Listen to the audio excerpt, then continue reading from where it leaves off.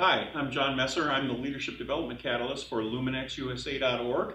Today I'd like to talk to you about three major transitions that every leader experiences in their life. Sometimes as Christian leaders we forget that it's the transitions that are major times of growth. We don't actually get as much growth during the status quo times, but in times of change, in times of transition, are when we see a lot of growth. And so one of the things I want to help people understand is that healthy transitions propel healthy leaders to finish well.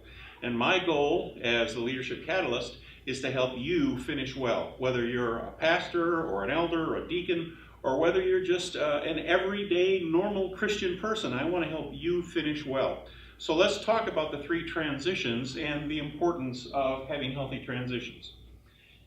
Every Christian and every Christian leader, it has an initial calling transition where they're going along in their life and suddenly God reaches out, gets a hold of them, and we sense a calling. And it's not that we define that calling, it's that we really just receive it.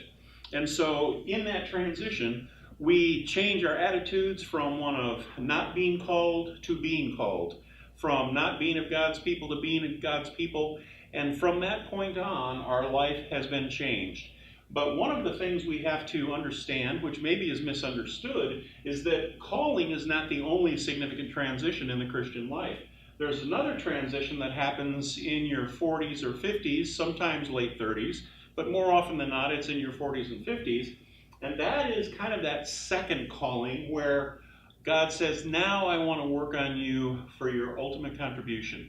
I want you to see what I have designed you to do.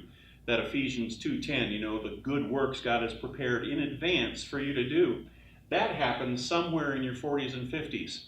And so that transition is moving from just a general sense of a calling to being a called person to really focusing on what your contribution is meant to be. And to do that, we look back, we do a lot of interior work, we get good counsel, there are processes we go through, but that starts to refine and define our ultimate contribution. So one of the ways I like to think about this is that in our 20s and 30s, we're starting very broadly. A lot of the young ministers I know are so good at so many things. The hardest part in their life is defining, well, what is my contribution? And when you're 20 or 30, you don't need to worry about what your ultimate contribution is going to be. You need to experience all those things God is going to do, and you need to be able to build that later. But when you come to the 40s and 50s, then all of a sudden that contribution becomes a bigger idea. We need to focus on what God is trying to focus us on. And the reason is that you can't keep doing everything.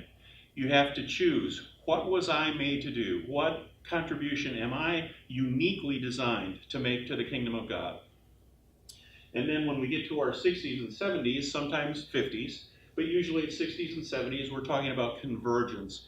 And convergence is that time in life where we're spending 80% of our time doing what we were designed to do, what we were made by God to do. Now, if the language sounds familiar, I just want to highlight for you that this is coming from J. Robert Clinton, The Making of a Leader, and Terry Walling, who has a ministry called Leader Breakthrough. These are very important concepts. And what we want to do as Lumenex is to help you recognize your calling, your ultimate contribution, and we want to help you in convergence. We want you to refine your ministry, to focus your ministry, and to finish your ministry well. So if you have an understanding that calling is the beginning, but we need to define our contribution so that we can finish well in our convergence years, you're making a good step forward. That's what we're here to do. Lumenex exists to help you with this. So keep your eyes and ears open. We'll be offering seminars on these topics in the coming months. So we'll give you part 2 next time. Thanks for being with us.